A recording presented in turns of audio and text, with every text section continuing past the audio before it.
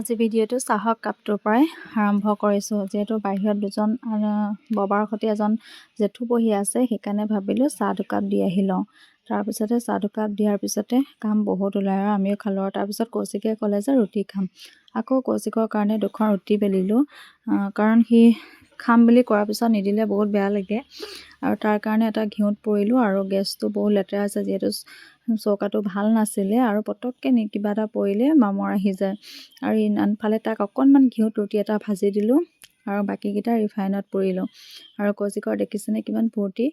আৰু voice over দিব লগা হ'ল, কাৰণ কৌশিকক সময়ে সময়ে বহুত দমো দিব লগা হয়, সেইটো কাৰণে ভইচ অভাৰ দিব লগা হৈছে। আৰু আনফালে দেখিছেনে ৰুটিকেইটা আজি গোলেই নহ'লে, কাৰণ ৰাতিপুৱাৰ ইমান সময় নাথাকে যে, তাৰ কাৰণে মানে লৈ থাকিম। আনফালে আকৌ ভাত বনালোঁ, ইফালে ডাংমা আলু ভাজিছিলোঁ আৰু ভাত বনালোঁ। দাইল অকণ দেৰিকৈ পাতিম, ৰাতি যিহেতু মাংস ভাজি আছিলে, মানুহজনে তেনেকেই ভাত খাই গ'ল। আৰু দাইল নিবলৈ বেয়া পায়, বহুত দূৰ যায় যেতিয়া মানে টিফিনৰ পৰা দাইলখিনি পৰি যায় বোলে, আৰু বহুত মানে দাইলখিনি হিলি হিলি মানে ঘুগোলা নিচিনা হৈ যায়, সেইকাৰণে দাইল নিবলৈ বেয়া পায়, ভাজি ভাতকে লৈ যায় কামলৈ।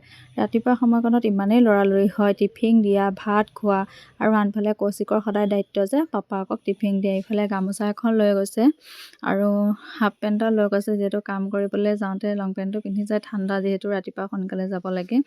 আৰু দেহাই দেখিছেনে বাপেকক টিফিনটো আনি দিছে, আৰু এইটো চান্সতে বাপেকৰ লগত অকণ উঠিব।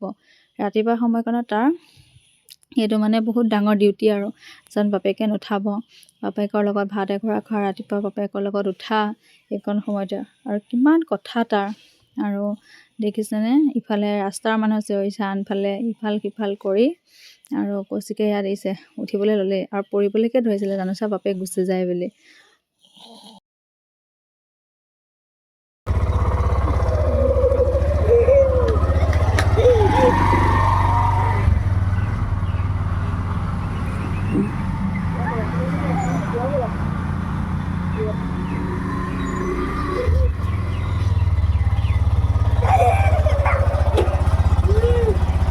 নাম নাম নাম নাম নাম এই নাম আকৌ নাম বাৰু এইটো ধান মৰা মেচিনটো সিহঁতৰ ঘৰত থৈ দিছে দেখোন। নাম নাম নাম আছে চাওঁগৈ ধান মৰা মেচিনটো চাওঁগৈ হা। নামা নামা ভৰিত দুখ পাবা, ভৰিত দুখ পাবা।